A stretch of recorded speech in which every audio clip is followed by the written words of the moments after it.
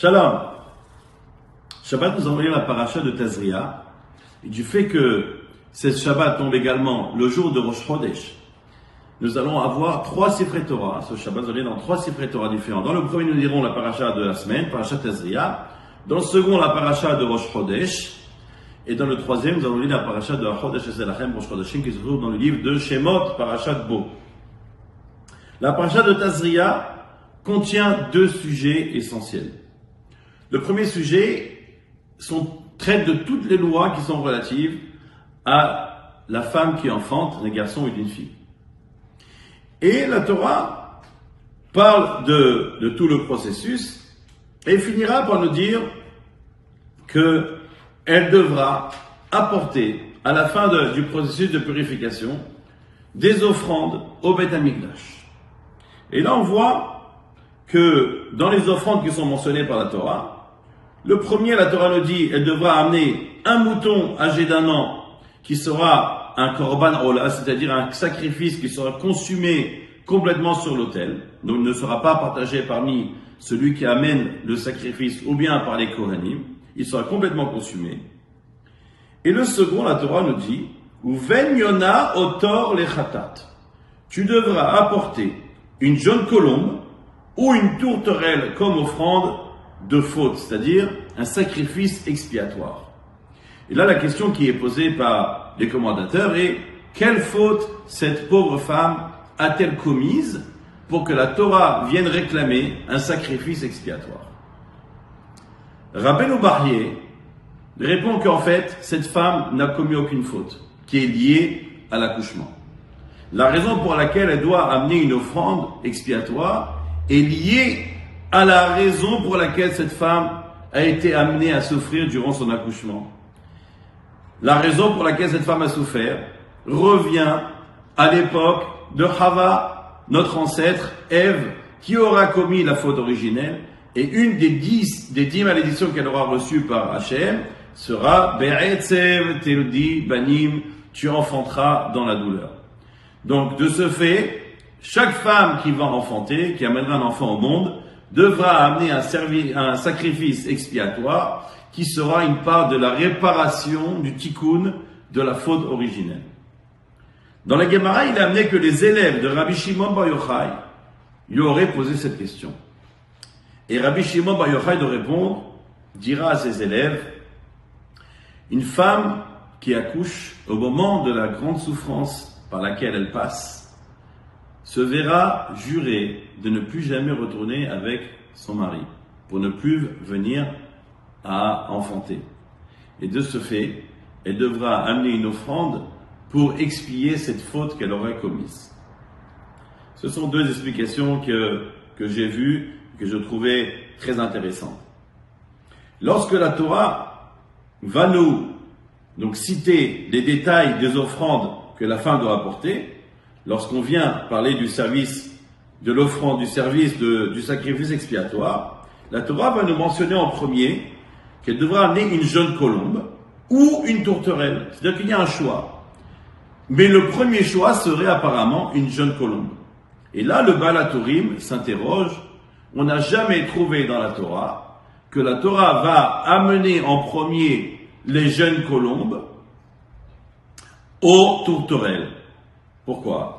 Il dit comme on voit par la suite. La Torah nous dit que si jamais la femme n'a pas les moyens, elle n'est pas dans la capacité d'apporter un sacrifice d'un mouton, le sacrifice d'un mouton comme Ola, qu'est-ce qu'elle fera? Elle amènera chez Tetorim au Shene Bene Yona, c'est-à-dire 2 tourterelles ou 2 jeunes colombes.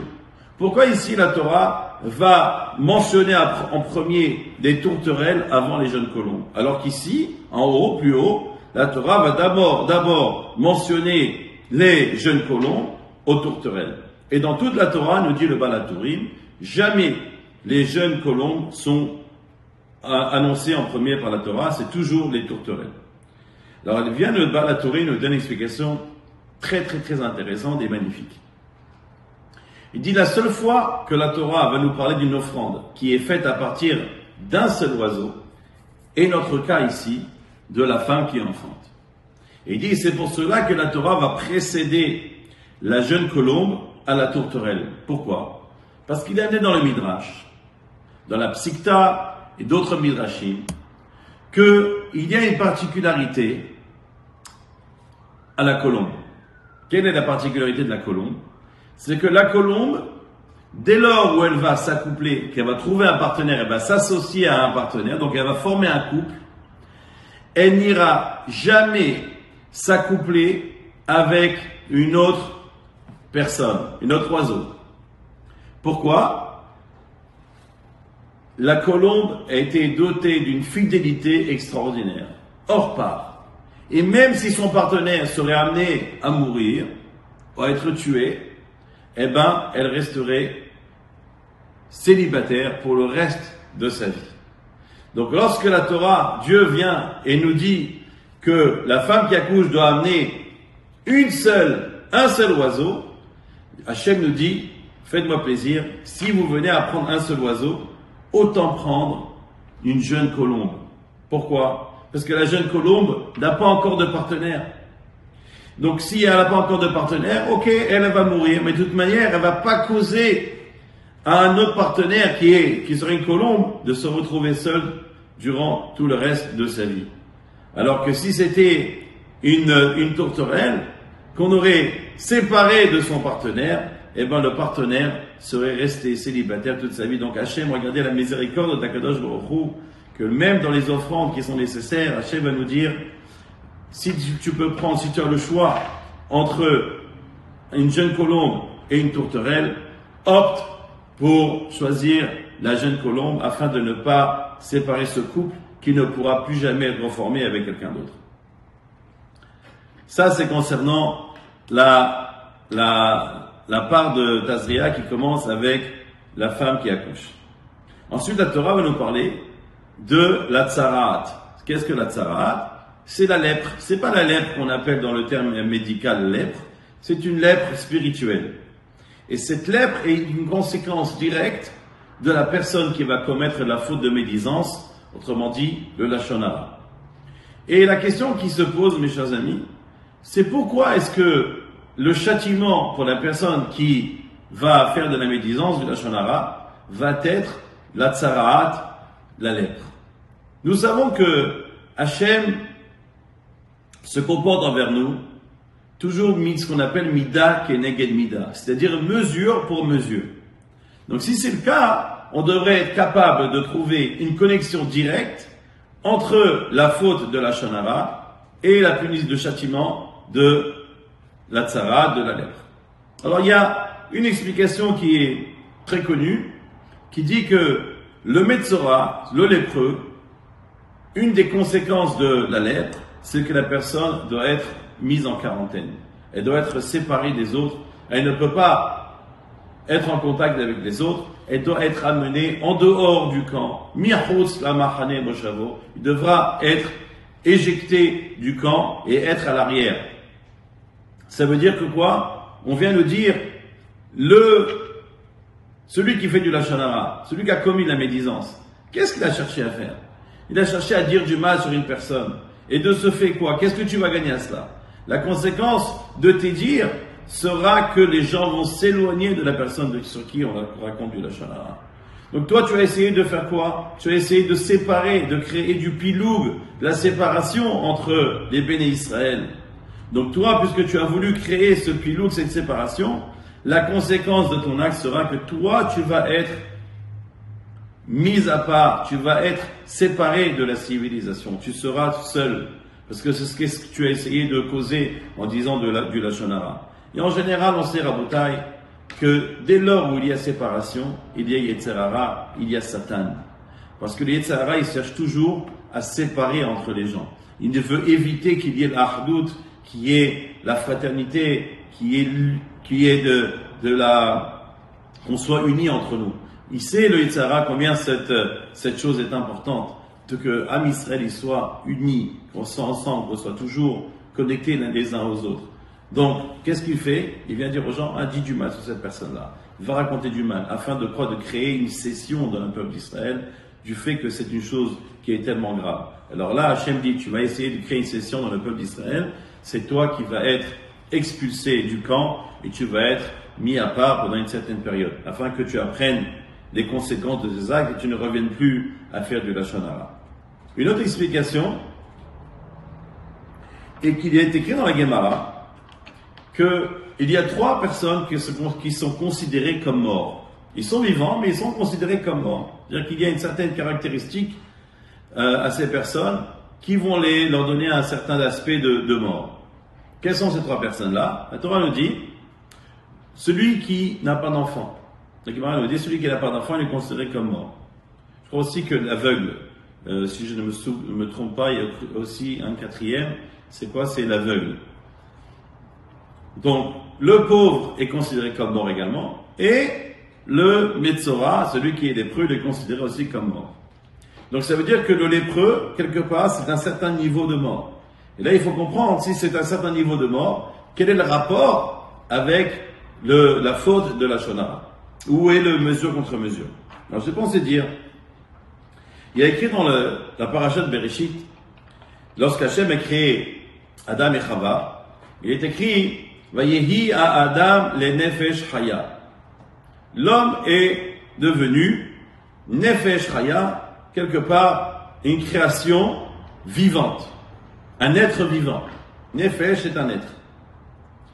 Et le Targum Onkelos, la traduction d'araméen de Onkelos Aguer, va traduire de la façon suivante.